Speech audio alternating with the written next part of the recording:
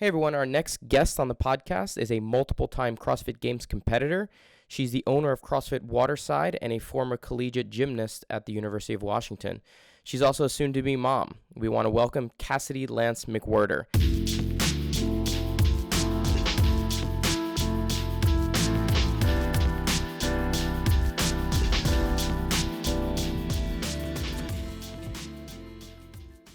All right. Back here with another Power Monkey podcast. We are here with Cassidy Lance-McWherter. How are you, Cass? I'm great. How are you, Dave? It's good to see you. It's good to see you. We love coming back down here. Chad and I, we make a pilgrimage down to Florida once a year, it seems like, for the last few years to come see you and hang out. And we just wanted to see what's going on. We came down here specifically for this.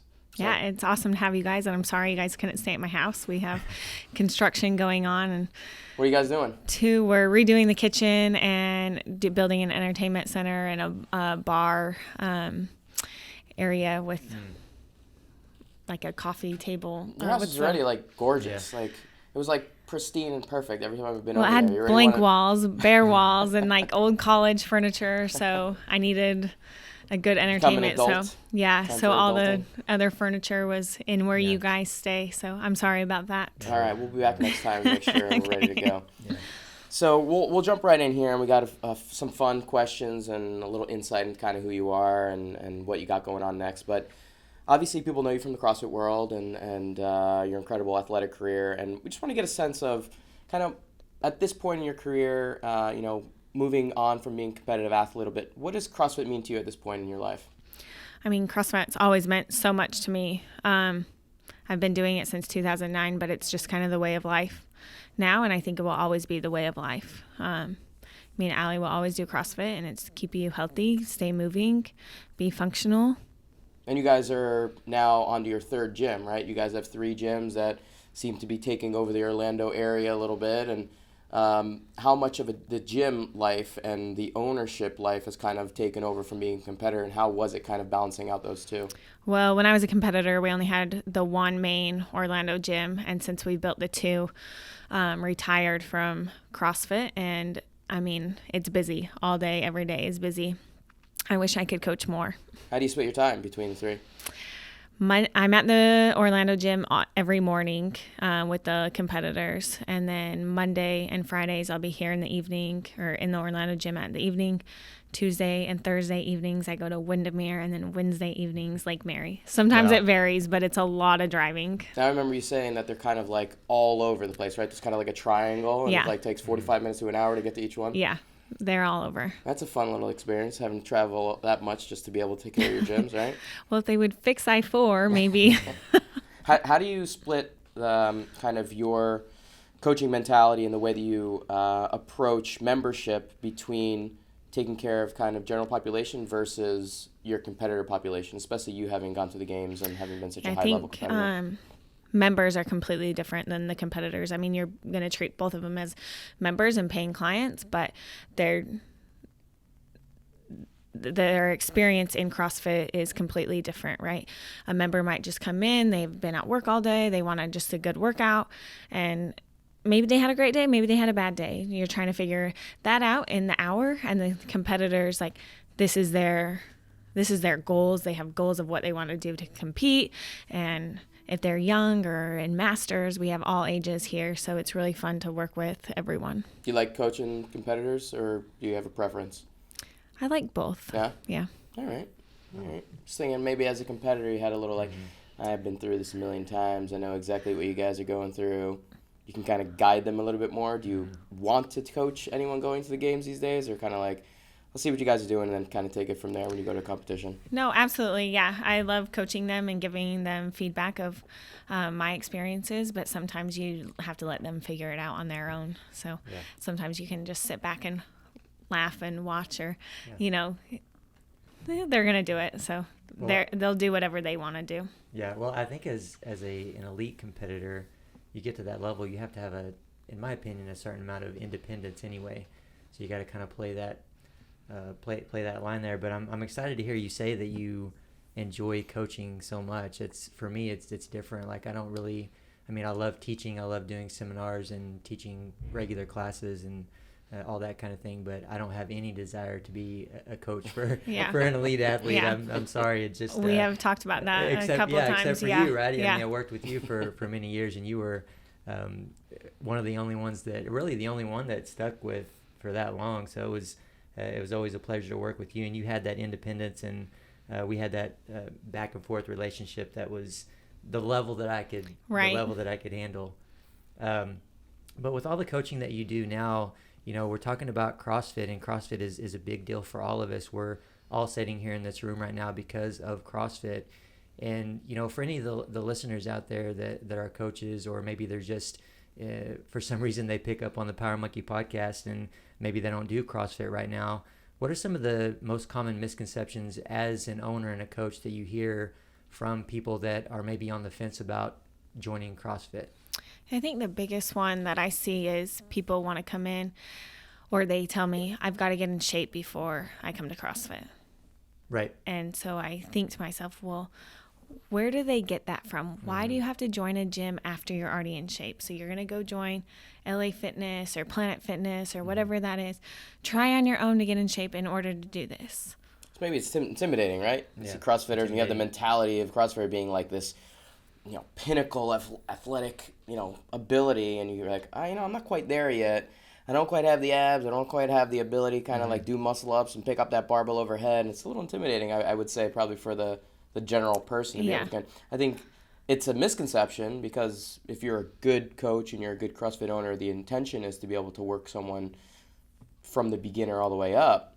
But I think when you're looking at a Matt Frazier and you're working at Catherine and you're looking at yourself, that's what you end up seeing, is what you think CrossFit is. It can be a little bit intimidating. 99%. Right. It's not that at all. Right. It's the everyday people that come in and want the workout. They're coming from work, or they have families, or, whatever their life is. I think that's the biggest misconception, and the biggest thing that we see is trying to explain to people, no, we'll help you, we'll guide you, we'll start small, we'll build as you progress. Right. And we have that same problem with Power Monkey Camp. People see Power Monkey, and I think we all do everything we can to get it out of the limelight that it's all about the elite athlete, and it's not. It's about whoever is interested in learning. It's about health and longevity for anyone that wants to come. Elite athlete, very beginner. I can't tell you how many times I've heard someone come up to me and say, Chad, I'd love to come to one of your clinics or come to your classes, but let me learn a little bit more about Olympic lifting first. I'm like, wait a minute, I'm the expert here,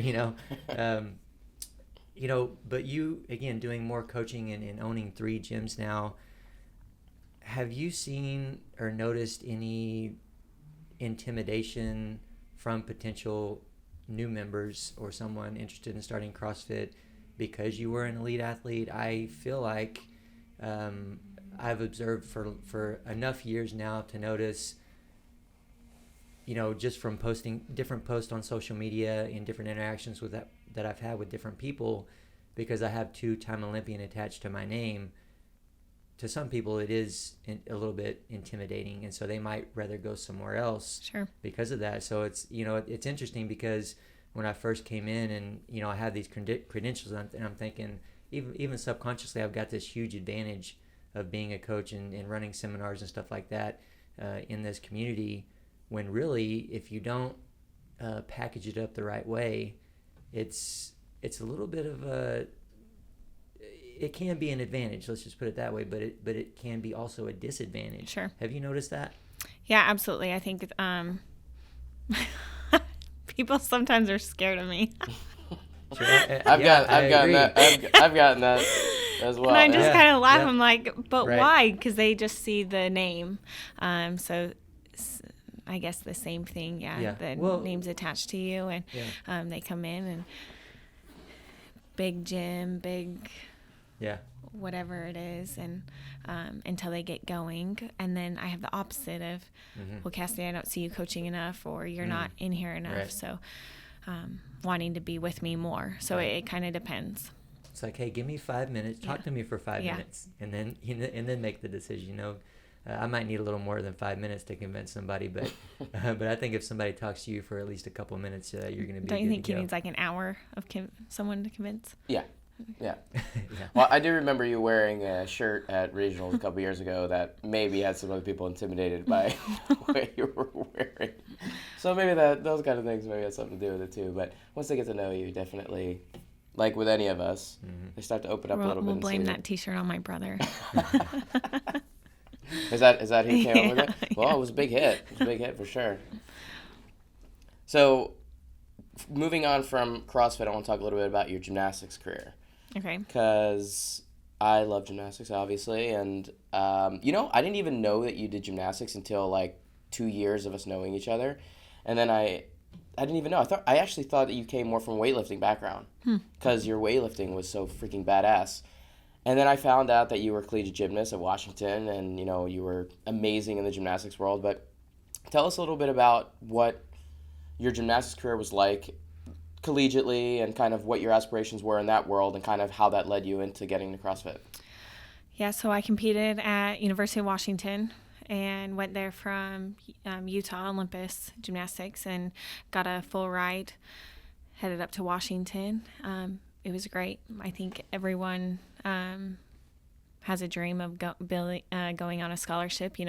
They earn it, and I finally earned my way of going up there. I was recruited with another friend of mine, and she ended up going to Iowa, but we had a cool experience. We had 17 coaches come in and watch us, and she kind of had her pick. She was going to be like top 5 school, and I was just coming back from a couple ACL injuries, and so I had people from UCLA coming in to New Hampshire, and so it was like all over the board. No one knew where I was standing, so there was talk around that. And then had a couple offer me. So that was awesome. And then Joanne Bowers ended up coaching me, but that's not who I was recruited by. And you see that happen a lot. But I ended up graduating, and I tore my ACL again in college, and then I ended the career, got a medical scholarship. But one of the girls who was on the team with me said, "Hey, you got to come do this CrossFit thing with me. We'll get back in shape." And I was like, I don't know. I kept doing like gymnastics, conditioning, and did my own thing. Career? Yeah, end of the career. And I had no idea you had torn your ACL. How many times did you tear? 4 times. Wow, same knee? Yeah, same knee. Same knee 4 times? Yeah. What's going on with it now? It's torn right now. It is right now? Yeah, and Chad makes me squat a lot. I'm just kidding. Way to go, Chad. It's been torn for a while, right? And it's been torn since college, so it's been fine. Yeah. Wait, so that means you competed all those years in CrossFit with torn ACL as well? Correct. All right. So I've torn 3, 2 on my left. You have? Yeah, I've torn 3, but split them up, 2 on left and 1 on right. Have you noticed it hamper your training at all? I can't imagine that's an ideal way to be a CrossFitter. Sometimes, like on running, like the last couple of years, I had to get the assault runner, so I wasn't running outside, so I could put the miles on that. Sometimes it was harder to squat, but as long as I honestly squatted and kept those muscles stronger around it, everything was fine. Like I never did like broad jumps or any like cutting, any of that stuff. But do you have any intention of trying to get it fixed anymore, or is it just kind of like as long as it doesn't bother me? No, it's fine. Yeah. Because you do a lot of like water skiing and like you go skiing too. I mean, you go back to Utah quite a bit. And yeah, when I snow ski, I put my brace on. When I wakeboard, I put my brace on. But surfing and water skiing, I don't have to. Oh my God, I would never do that stuff. I think I took my brace to the games one time because we had the zigzag sprint and it was a lot of cutting. But I don't think I would ever wear it again because it's strong enough now. Wow. Yeah. One of the things that I was going to ask you, Cass, is with your experience in college and going through gymnastics, what do you most wish you knew then that you know now, and is squatting one of those things? Yeah, the doctors always told me, like through high school and through college, that my quads are too strong. Stop doing leg conditioning. And it was old medicine. Even to this day, sometimes we go into the orthopedic for something, and it depends on the doctor, right? Don't squat below parallel. Don't use full range of motion. And you question, where are they getting that information from? So yes, I definitely wish I think everyone wishes they had CrossFit when they were in high school. Right. Oh, if I had CrossFit, I would have done this. But honestly, if I was stronger, to what my quads were capable of doing, I don't Right. think I would have gotten hurt as much. And probably the nutrition aspect too. You know, as being a gymnast, you want to be light and lean, so you don't eat, right? Yeah, I think it's the sure. opposite of trying to fuel yourself with good protein, good fish, good vegetables, and eating a caloric intake that benefits your body versus the Starving opposite. yourself. Yeah. Did you have nutritionists? Did you have access to strength conditioning coaches that would try to steer you, or are those the kind of things that your coaches would be like, just stay away from those things, don't eat, or like? Yeah, in college we did have a nutritionist, but she had problems it's really hard for me to talk about this because she had problems when she was younger. So she always told us, eat a lot of dairy, have, yogurt, and eat more. And you hear that, eat more, but as a gymnast, when you're told not to eat, what should you eat? Why can't you tell me exactly what to eat? Well, I don't know if yogurt's going to be the best fuel for me, but why didn't she ever give me a meal plan of what we do nowadays? Or why didn't macros come out, or paleo? Where was all that stuff, But CrossFit, I think, really turned the page on all athletics. I think all sports need a little bit more of CrossFit. Absolutely. And, we talked about what you wish you would have known then, but is there anything in particular that you're able to bring out of your collegiate experience, out of your gymnastics experience that you now use as a competitor and a coach in this community? I think all the basic skills you learn, like being disciplined, working hard, pushing through things, working through injuries, all of the willpower, all of that stuff is learned through sports. You're not going to learn that in CrossFit. Like if you're on a team sport, you're going to learn how to be a team player. If you're on an individual sport, it's completely different than walking into class or being learning how to be a competitor in CrossFit. Learning how to be a competitor in CrossFit is much harder to do than being out on the field. Yep, absolutely. I was doing some research, of course, to get ready for this little interview here, and looking at your website. And one thing that really stuck out to me, a lot of things stuck out to me, but a big one was that you guys have a blog. You mentioned that you don't write those, but you're familiar with them, and I thought it was a really good blog. And so I just wanted to share a couple of the things that I saw in there for the listeners out there and get your perspective on it. One was 11 ways to make your fitness more fun. I think that's very, very appealing and a good read for anyone that wants to go check it out. But what are your two most important ones? What are the two most important ones for you? I think obviously being in a group setting is always more fun. But we do a lot of partner WODs on Saturdays, getting people with groups and having a lot of events outside. Each month we have an event with Waterside. So this past month, we did 4 gender reveals, and then we did Jacob's WOD. But we've gone to Top Golf before. We've gone to Float the River, the beach. We always do a beach WOD. Holiday parties are huge. We go all out on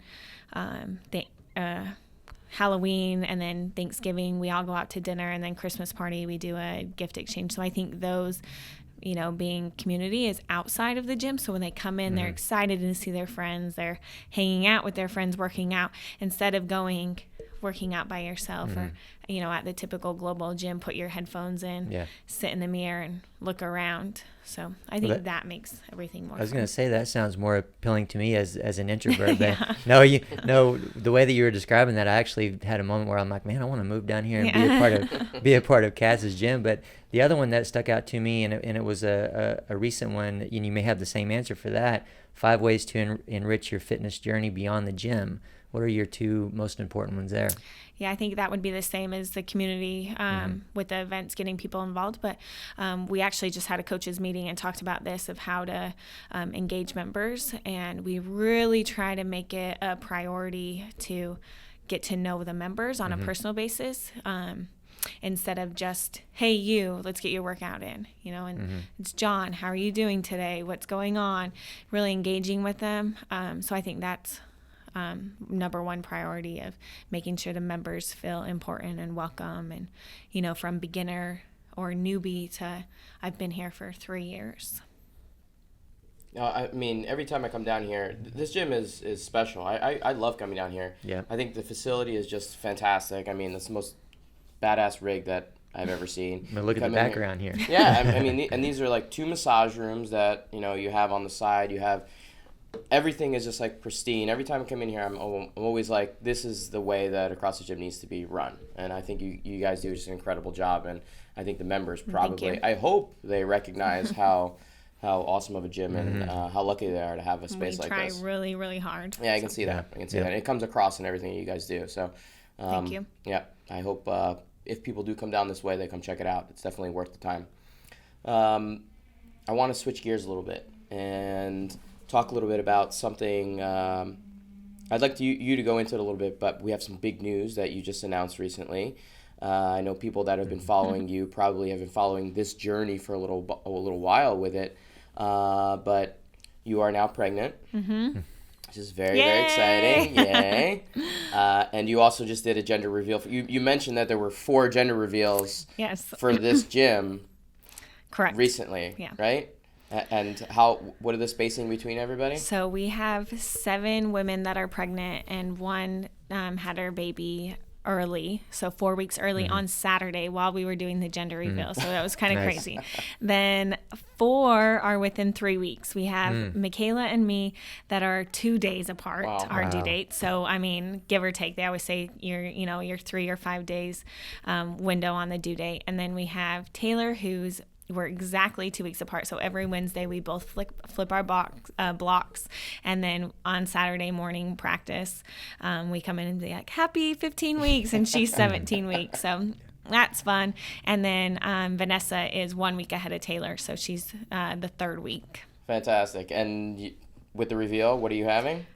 I'm having a boy. I'm super excited. And all of the other girls are having boys too. So it's going to be waterside boys, and people are joking something's in the water. It's funny.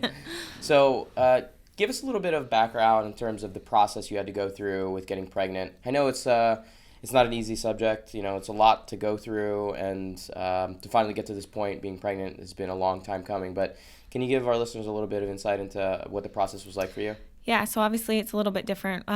We did infertility treatments. Not that me or Allie would have been infertile, but they were a same-sex couple, so a little bit different. So we started seeing the doctor in 2017 just to kind of know our options. And then we went through all that process. I decided to compete 1 more year, and then we would know that I would retire after 2018. Well, we went to Jamaica as like our fun trip. We're going to celebrate, and then we'll start a family. It's the end of the games. We worked really hard. We went with my brother and his girlfriend, and we ended up going to the doctor a week later, and they said, well, you can't start until 2 months later. And we just kind of like were in shock. This is how, what's the word? Naive we were about the subject that there's, pregnant women couldn't travel to places that have Zika. Right. So, and I know you know all about that because you travel all the time. Yep. But we're I guess in this learning process. And Allie always says, I love when people tell us things of what not to buy or what to buy. But she goes, but I want to learn it for myself. And so this whole time we're been on this learning curve. We've done a bunch of failed IUI treatments, and then we went into IVF after multiple IUIs.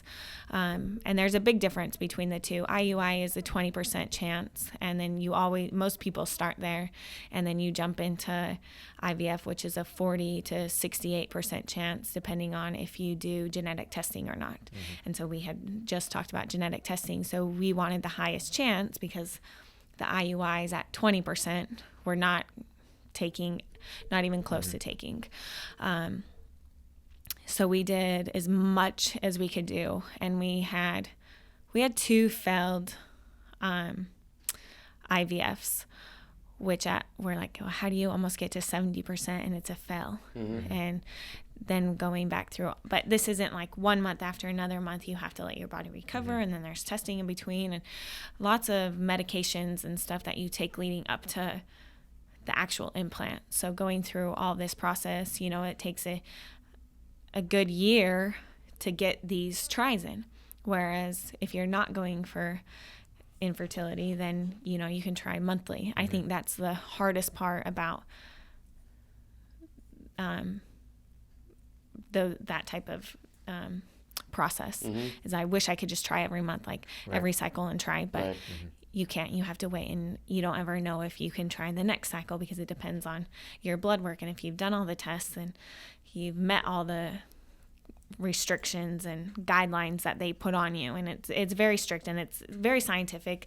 Our doctor, we ended up switching doctors after the first IVF failed, just because we didn't feel she had compassion, and she was just kind of running through the system of hoarding us through, check, okay, done, and moving on. And we ended up switching doctors, and we love her, and we joke all the time now we can't find an OBGYN that's as good as her, and we wish that she could just transfer with us. But she just sat down and answered all our questions, showed me all the labs, went over all our ultrasounds, told me exactly what she's looking for. And I think at that time we finally went, oh, we get it. We get what you're doing. And she goes, hey, I'm not a doctor, or I'm not an OBGYN. I'm a scientist, and we're going to get you. This is what science the research has shown. And this is what we're going to try to make your body do the best we can with manipulating it. We had one failed IVF with her, and then the next time we ended up doing a more natural cycle, letting my body do what it needed to do. And we all felt really comfortable with that. That was like the easiest one. I kept doing CrossFit, going through that process where I had stopped for 2 weeks on all the other ones. And I think I was going crazy, walking around the house and not knowing what to do, and, just being on my computer all day. It just wasn't me. And so the last one, we sat down with the doctor, and we're going to do what I normally do, let my body do it. And that was and then it happened. But we also knew something was different that time. The other ones, I had taken pregnancy tests, and it was always negative. And they're like, well, just come in for a blood test. And by like the last IVF that failed, I was like, why do I even have to come in? It's a failed on here, and these are right. So this last time I was like, I'm not even going to do a test. I'm going to wait the 2 weeks out until they do a blood test. But I kept getting up in the middle of the night, going to the bathroom multiple times, and there was something different about this one. So we're really excited. So it's taken definitely a journey and a lot going through. And you have a new ebook about the journey that you're going to be putting out? Yeah, it's already out. And what's the name of it? Yeah, One Day. And where can people find it? It's on my Instagram link, Cassidy Lance-McWherter, and then you can just click on the link in the bio. And it talks about this journey? Yeah, it gives everything in detail. Allie actually wrote it. She's a very good writer, so it's her perspective on most of the things, and then my quotes in there. But we talk about so much more detail than I just went into. Are you guys thinking it's a one-and-done situation, or you want to have a big family? No, we want 3. Yeah? Yeah, at least 3, yeah. Not at least, I would say 2 or 3. Nice. But 3 would be a good amount. Mm-hmm. The what do you want, Dave? Well, tough question. My wife Sadie is pregnant right now, and we have our second coming in 2.5 months. And when we had our first daughter, I thought, maybe this is one of the things that I just didn't have enough conversations with my wife about it, but I was like, yeah, okay, after the first, we'll have a conversation about whether or not we'll have a second. And I was like, oh man, having a baby is just ridiculous, so hard, and it's the greatest thing in the world, everybody will tell you, but it's challenging. And so I was ready to have the conversation with Sadie and be like, okay, what do you think? Do you think we're capable of doing it? Space-wise, financially, all the things that go into it. And she's like, what do you mean think about having it? Yeah, we're having a second one. And I was like, I didn't know that. I didn't know that I signed up for a guaranteed second. So we're having a second for sure, and I'm pretty sure that's going to be it. Maybe I need to have one more conversation to make sure, but I'm pretty sure 2 is going to be our limit. I don't know how you do it when you get outnumbered. Yeah. People have 3 and 4 plus, I just applaud. I'm just I don't know how you do it, especially on flights and stuff. Yeah. I'm flying and I'm seeing single parent flying with 3 kids under 5 years old. how is it physically possible for you to do it with like 2 strollers, 2 car seats, this? I'm like, I just don't know how you have. It's busy. Oh my God. But they're, lots of kids, 1 and 2 parents. They are superstars. They really are amazing people. Yeah. Hats off for sure. I wanted to go back to the book for a second because it sounds very interesting to me. And I love writing as well. So do you know why Allie started writing in the first place? She just you said she likes to write, so she just was kind of. Yeah, so I've been trying to document all our journeys by video and stuff, and I have a lot of videos that I actually haven't posted, so I was waiting for the gender reveal because we talk about, because we knew going into this what we were having. We did genetic testing prior, but going with that, they do chromosomal testing, so we know how many boys and girls embryos we have. So we knew we were implanting a boy. So in some of the videos we have said boy or dude, or we call it the little dude right now, and all our apps are the dude. Lebowski, the dude. Yeah. So I haven't posted hardly any of those until last weekend or couple days, Saturday. So I'll start posting that. But so since I've been doing the videos, I told her that she needs to write down everything. And so after we go to each doctor's visit, she'll go home and write a paragraph or page depending on the experience and our feelings. And we kind of talk about it. And then she goes in and writes, or normally it's at 6 a.m. when she wakes up, goes have a cup of coffee, goes in her office and starts writing. So we actually have a second book coming. So the first book ends knowing that I did get pregnant. So there's been now even more doctor's visits after. So we actually had twins. And then we lost one of the twins. So we go into all those emotions and talking and it actually happened the same week that Jacob Morris passed. So it was a really high emotional week for us. But so we go into the book and talking about all that and how to, the main reason is we wanted to document it for ourselves. Right. But the other reason is there's so much. The first video that I put out, I got hundreds of messages, DMs of people going through the same stuff. And I had no idea that there were so many people that were going through infertility and having the same question. So even this morning driving in, I'm answering people on Instagram of trying to help them and guide them. And, I'm not a doctor, I'm not an expert, but I did go through all this. So if I can help reach out to those people in a different way than being an athlete, most people can't relate to me on being an athlete, but they can relate to me of having a family. It's, I think, the number one priority or importance of life, of building this. You guys both have families. And then maybe athletics comes second.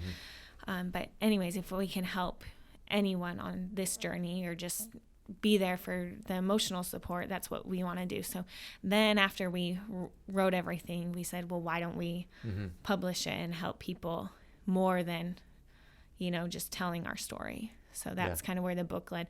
So hopefully there's more books to come. That's great. I mean, it kind of gives me chills to hear you talk about it in that way, because there are, certain situations in life where I think it's, I think anything we go through individually, it's easy to feel like we're the only ones and we're alone, right? Yeah.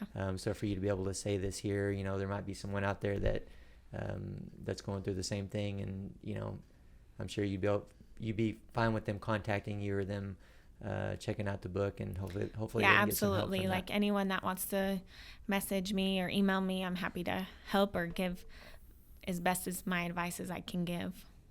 Awesome. How long you want to space them out, you think? So the medical rule is like every 2 years, like after 2 years, your uterus heals and then you can try again.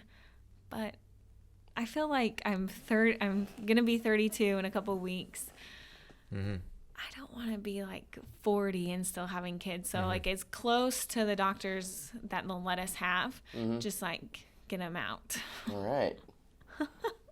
But I know being spaced is better, but I also like the relationships that my siblings we're all 8 years apart, so we're really spaced, but I love watching the relationships that are close together in age. So Yeah. I mean, it all happens when it will happen, so it might take another, we try in 2 years, and it might take another year and a half to track go, but Yeah. It's an exciting journey. I mean, having a family, like, I think you said it already, but for me, it's like the greatest thing you have in your life. You know, anything you do as an athlete, anything you do individually has no comparison to Well, I think it's having a because family. it's your memories, and you remember, you know, getting that Olympic gold medal, or you remember PRing, or any of the accomplishments. But when you're with your family, it's memories built together. And someone once asked me, like, well, why don't you want to compete anymore, or why are you done? You haven't peaked yet. Well, first, the age, but second is, you know, your parents never talk about themselves. What do they talk about when you hear your parents talk? They always talk about their kids. It's always kid stories. So you know those stories, if that's the only thing they're talking about, that is important. Yeah, absolutely. I mean, my family was the same way growing up. I came from a very tight-knit, close Italian family. You know, I had siblings myself, and you know, for us, it's the end all be all, being able to share those memories. And, you know, I live on the other side of the country now, away from them. But for me, you know, family will always be priority number one. And, you know, it extends beyond just the blood family, because I think what we have with Power Monkey 2 has become a really big part of my extended family. But I completely agree. I think it means so much more than what you can do as an individual. Yeah. Absolutely. Yeah, and while we're kind of wrapping up this topic of the book, do you read? Are you a book reader? Honestly, no. Yeah, no, that's okay. I have a hard time reading books as well. It takes a lot for me to commit to reading a book. I don't read very often.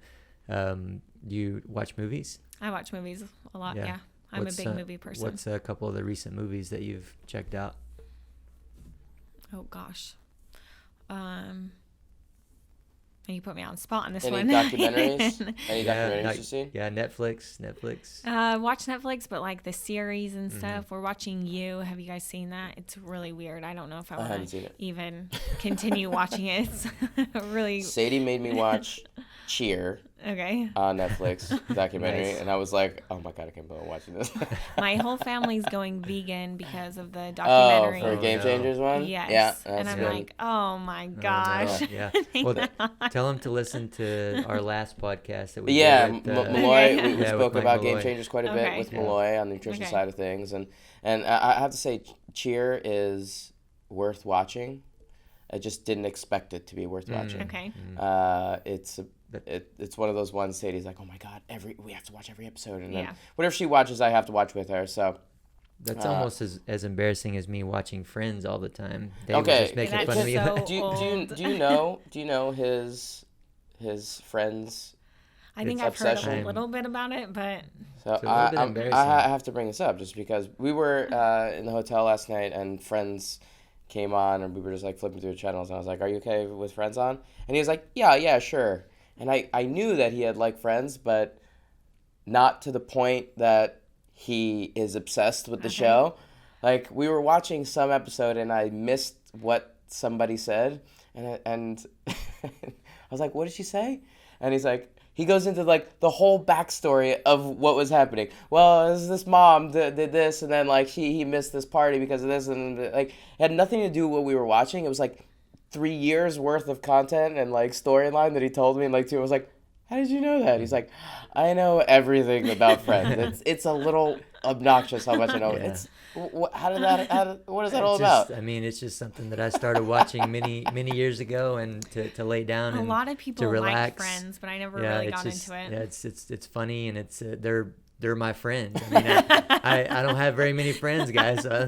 My friends are Friends, the TV show, but we have Friends, the trivia game, and I don't even like to play it because like it's embarrassing how good I am at that game. I mean, it's just.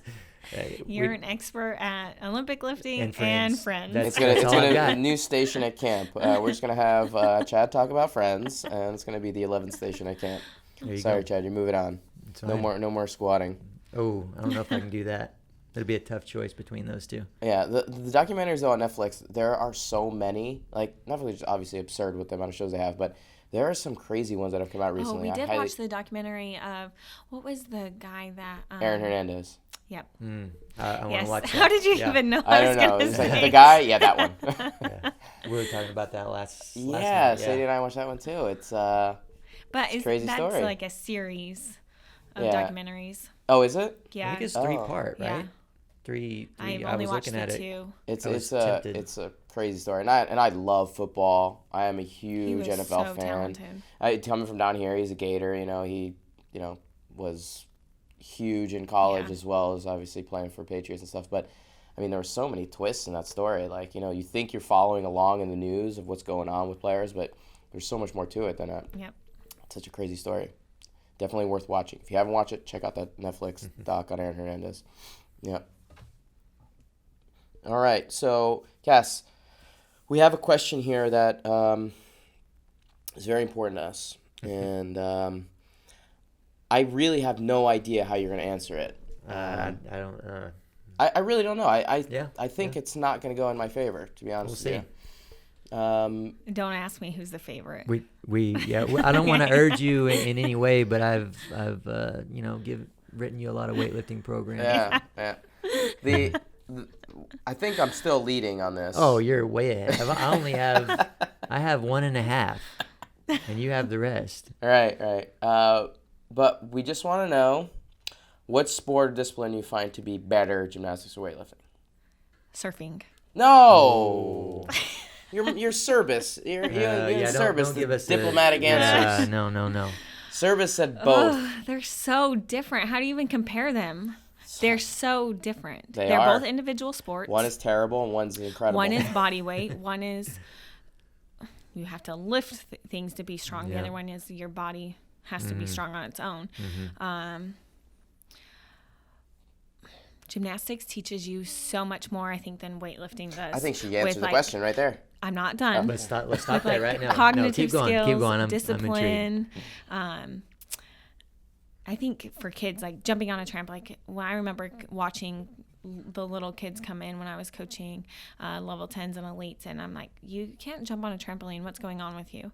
And the coach at the time was like, you don't know how many class kids come in and they don't know how to jump on a trampoline. So cognitive skills, I think, are huge as growing. And then time management, I think, as you get older, if you're going through high level gymnastics, through high school and stuff, you have to go to school. Then you're training 4 to 6 hours a day, depending on the club, and you still have to get your homework in. And most gymnasts, now this doesn't fall for everyone, but are A students, B students, maybe taking AP classes. Then that leads them to scholarships. Weightlifting, on the other hand, is so fun to watch and I think do yourself.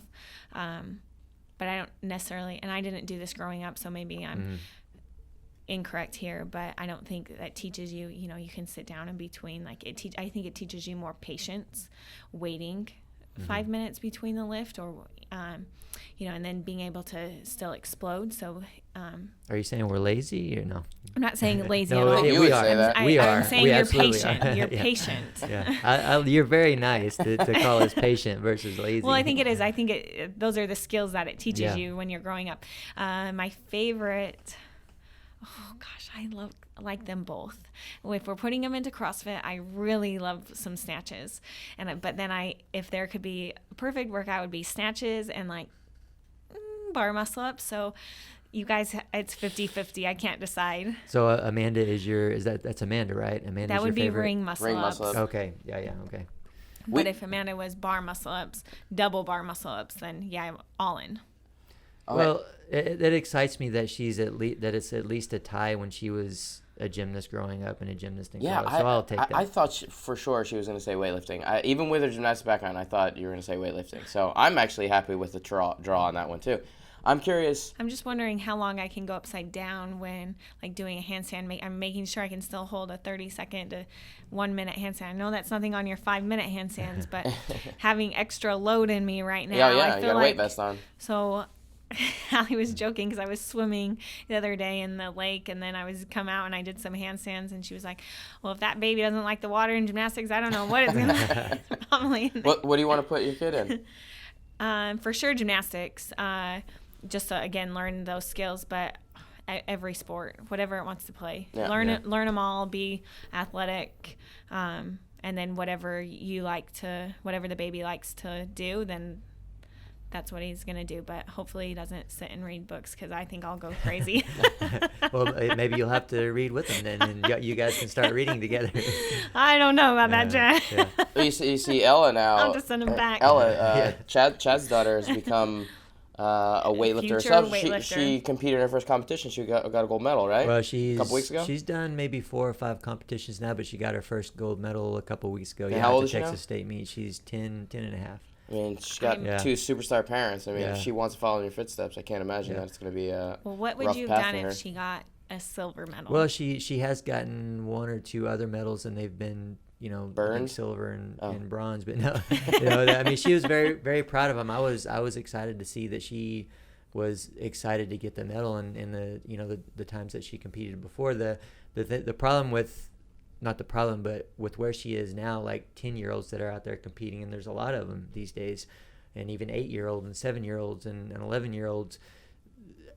I think USA Weightlifting is probably going to have to change the age categories, because the smallest one right now is 13, so 13 and under. Mm-hmm. So they're all competing in 13 and under. So That's a big her difference. Yeah, and wow. an 8-year-old, for example, or a 7-year-old, they're still competing in weight classes, but they're also competing against 12 and 13-year-olds as well. So, with all these kids coming up these days that are competing, and I'm going to tell you, in my opinion, they're doing it very safely. The young kids that I'm seeing at these competitions are moving really well, which kind of makes sense because they have really good mobility, right? So as long as they're taught how to hold tight and stuff like that, they're good to go. But I'm hoping that USA Weightlifting will maybe change that up a little bit, or the World Weightlifting Federation at some point in the near future. But at the same time, if they don't, it's kind of... Are you in any of those, or on any of those boards? I am on one right now, but honestly, just time wise and everything else, I kind of wish I wasn't. I've spent a decent amount of time being on USA Weightlifting boards and stuff like that, and I'm currently running the USA Weightlifting podcast as well, and I think that's more my place than anything else. But yeah, I mean, back to Ella, we have never told her that she needed to compete. I mean, of course, never asked her.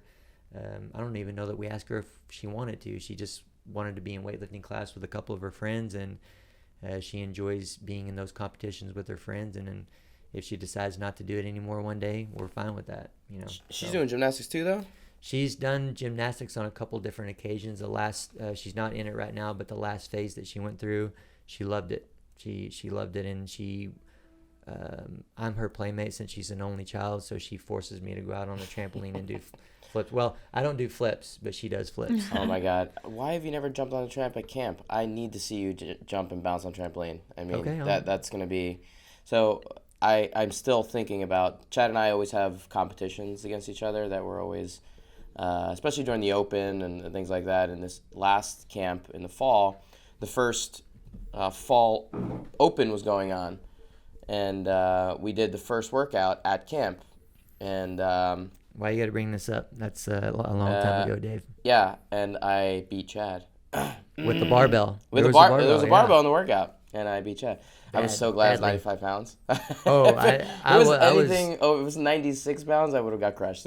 I was like 95 pounds. Yeah, I was worried that might not be heavy enough. That's the only thing. But we have little things, because a couple years ago he beat me in the open, and he made me act like a jackass at camp. He made me wear a Woody from Toy Story costume, and then he came up with this absurd workout that he made me do. What did you make me do? Fran? It was running. It was Fran, but Fran it was 400 meter. I had to run 400 meters at the start and between every round. Yep. Right? Yep. And he made me do it in the costume. And he was there, the hat fell off a bunch of times, and he kept putting the hat on me. Oh my God, I was so funny. mad. It was like I was intimidated and scared of Dave that day. Like when I put the hat back on him one time, he gave me a look, and I'm like, oh. But the only reason I bring it up is because I have not passed along your punishment for losing yet. You haven't, yeah. And I'm I was saving hoping it you for forgot next about camp. that. Okay. And now I'm thinking of trampoline, doing some kind of floor routine, Foam doing pit. something gymnastics related. Chad's going to have to do at next camp. So for all those viewers and listeners out there that want to see Chad do a gymnastics routine, You might have to come to next camp Put a in leotard spring. on and Yeah. do a floor routine. Thank you for warning me. I can start practicing for that. And if I have enough warning, I'm going to chug a couple beers right before I do that. So that will be that. And you like your beers. Hey, Chad, I have actually a question about Ella, going back to Ella.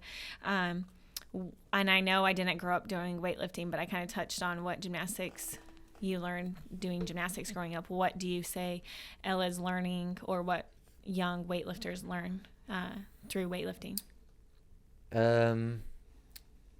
I think especially if they have a good coach, and I think hopefully they all have a decent enough coach where I think you're right. They can learn patience, and they can also learn the importance of slowing down, taking your time. Technique is important, and stuff like that. I think those are probably the most important ones for Ella. A big thing, because she's an only child and she's very introverted like myself. It's the socialization part of it too. I think that's big as well. Staying committed to something is very important. Her first competition, well, not her first one, but the first one that she went to when none of her friends were there, she wanted to quit. She didn't want to go out there. She was crying. She was begging us. And I said, we can't let you quit. You signed up for this. You committed to it. So I just can't let you quit. And there were a few minutes there where Jody and I were, well, I mean, what are we going to do? I mean, we may have to pull her out. I don't know. And her first attempt, she had tears rolling down her face. She was crying. Went out there and made it. Ended up going 6 for 6. She got a little bit more comfortable with each attempt, and then by the time she got to the clean and jerk, she was more okay. But I think that taught her a big lesson that you can't commit to something if you're not going to follow through with it. We're not going to let you quit, and you shouldn't anyway. So I think those are the biggest ones for her. Yeah. Yeah, that was probably one of my toughest moments as a parent right there, because I did not want to let her quit something that she committed to, but I was at the point to where I wasn't really sure what to do. Like, am I a bad parent for making her go out there and do this at this point, Yeah. So, well, Cass, we have a couple different games that we like to play. Are you up for a little game here? I love games. Let's do it. Perfect. Well, we might play a couple then, but the one that we're going to go with right now is rapid fire questions. It doesn't have to be too terribly rapid. I don't think we're on any too strict time frame right now, but the rules that I've got are actually new rules that Dave doesn't even know about. Normally it's like 1 minute to answer. You have a little more time than that if you want, but we're going to do 3. You can pass one to Dave if you want, and he has to answer. He has to answer. Okay. All right. Okay, are you ready? I'm ready. Number 1, are you a morning or a night person? Middle of the day person. What does that mean? Does that count? Yeah, that's fine. That's I think everyone functions well between 10 and 3. We'll go with that's it. nap time for most people. Yeah. It's like right after lunch when everyone goes to take a nap. So your reasoning is that you function better. Well, I get sleep, but then I also don't like to stay up super late. So if I'm like going out to a birthday party or, How many birthday parties do you go out to? Not very many, but I just went to on Saturday, so that's the first thing that came to mind. But I'll throw back to the college days. Even in college, like, okay, it's 1 o'clock, got to go home. But if I could just go to bed at 10 every night, then that's great. Wake up at 6 or 7. So that's not like a morning or a night person. Okay. So middle of the day. You're going with middle of the day because you have more energy. If you had to pick one of the two. Well, what am I doing?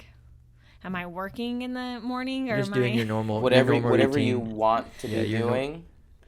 Would you prefer to do it in the morning or at night? Let's say morning. Okay. Very good. Very good. I myself am a night person. I'm doing everything I can to change that. I have done everything I can to change that for many years. Probably haven't stuck with the commitment long enough to really make that happen. But yeah, I'm just, my natural tendencies are not. How about you, Dave?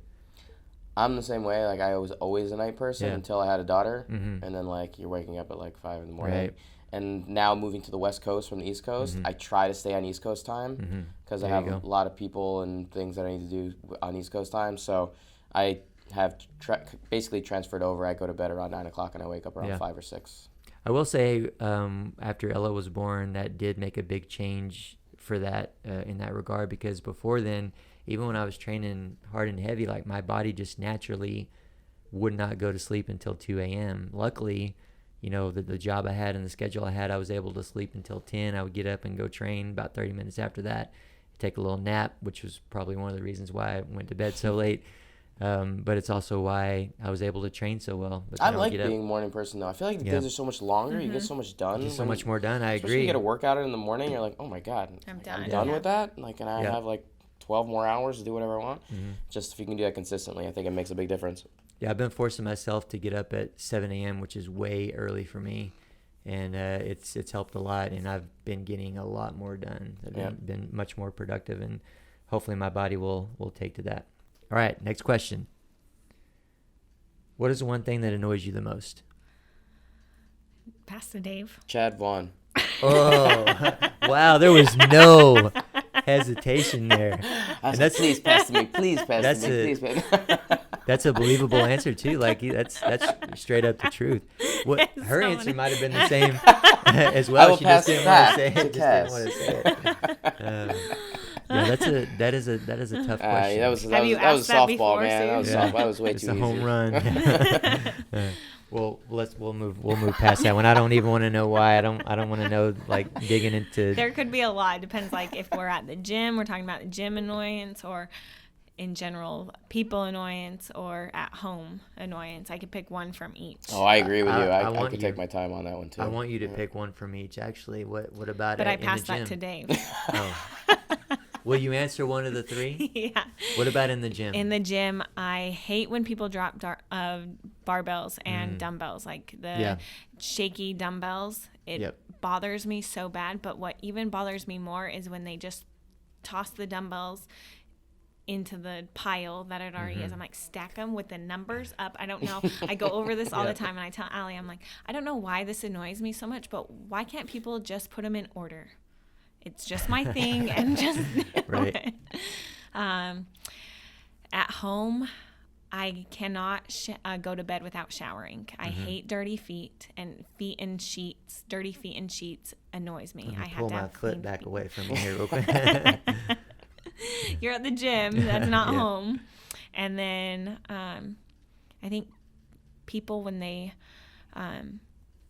are slow workers, I work so fast and I get so much done in like an hour, through the day. Why is that hard to just, I give you a task, why is that hard to just accomplish that task?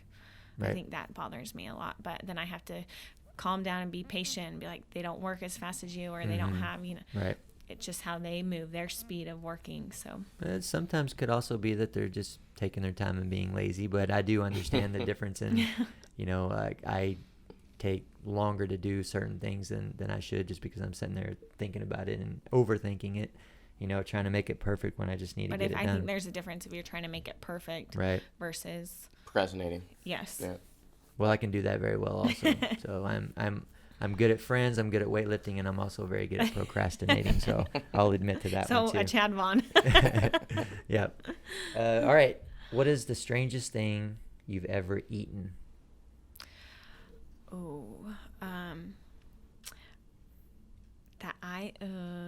Gator, liver. Yeah, liver's pretty rough for me. Oh. I used to love liver. Really? Growing up, my mom used to make it all the time. How did she make it? She used to like liver and onions kind of thing. Like, I used to love it. I used to really like. I don't eat meat anymore, but I remember really liking it. Vegan because of the documentary. No. Oh no! Are we gonna go back there? No, I know you eat fish. Yeah. Is there a certain thing that she would season it with that helped it, that made it taste better? I've never actually done liver and onions. I got it at a restaurant in Greece, and the lady highly recommended it, and I did not like it. Nope. No, bad recommendation. No. I don't remember what she would do to it. My mom's like a really good cook, so like whatever she would put in front of me, I'd be like, this is amazing. So, yeah, I remember eating it and being like, this is actually pretty good. What's the weirdest thing you've ever eaten with all the travels that you've done? Beijing. After the Olympics, after we competed, we went to like some of the markets there. I had silkworms, on a stick. Silkworms. I ate scorpion on a stick. Someone sent me cricket protein bars. Oh, Have you had that? I've had chocolate covered crickets before. Okay, but the protein bars, I just couldn't get myself to even take a bite of it because it was crickets. Yeah. I think I would take a bite of it, and probably not a very big one. Yeah. But I don't see myself liking that little, like, it's crunchy, right? It's going to be. The crickets that I had were should be crunchy. They were fine. They didn't really taste like too much. You taste the chocolate more Apparently than you they taste have a lot of protein. Yeah, A good yeah, amount of protein yeah. in it, though. Yeah. But yeah. I normally would have just be like, yeah, if you put it in front of me, I'll eat it. Like, they had like starfish on a stick. I didn't eat that one. Like, but I had some snake hearts, or like snake, and then some other hearts on a stick. Like, those are all the ones we were like, let's just try them. Let's see what happens. Some were good. Silkworms were disgusting. Those were the worst ones. I'm not a picky eater at all, but I would have a hard time making myself eat some of those things. I'd honestly have to go into competition mode to be able to.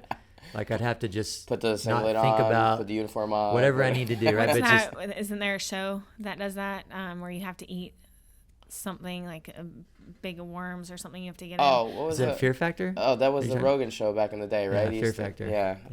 They used to do some ridiculous things. Like, I would never do any of that stuff. No way. Well, that's the end of the game, and you won. I think we were all winners there. I think we were all winners. Well, I think I lost there. I've got picked as the biggest annoyance. So.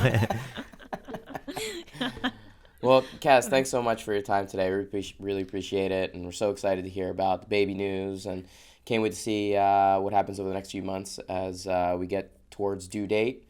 And our babies will be a couple of months apart from each other, so we're going to have a lot to talk about over the summer. Thank you so much for having me and coming down. I love having you guys here, so welcome anytime. So we just want to make sure that our followers and listeners know where to find you. Anything you got coming up, anywhere you want to direct them? Yep. Instagram is Cass Lance-McWherter. Perfect. Website? CrossFitWaterside.com. Awesome. Thanks so much, Cass. Yeah, and I want to remind the listeners that if you want to check out those blog posts that I was talking about, and be directed to the book that you guys have as well, CrossFitWaterside.com. I think it's a great site. More information there than just, if you're able to make it to the gym. Also, guys, be sure to head over to PowerMonkeyFitness.com for services and upcoming events. You can check out our Instagram pages as well for regular teaching and technical content at PowerMonkey Fitness, also at Dave Durante and at Ollie Chad. We'd also love to hear from you guys. You can leave us a rating or review wherever you're getting your podcast, or contact us with any questions or requests you have for the show by sending an email to podcast@PowerMonkeyFitness.com. On behalf of Power Monkey Fitness, we're your host. I'm Chad Vaughn with Dave Durante. And until next time, thank you all for listening.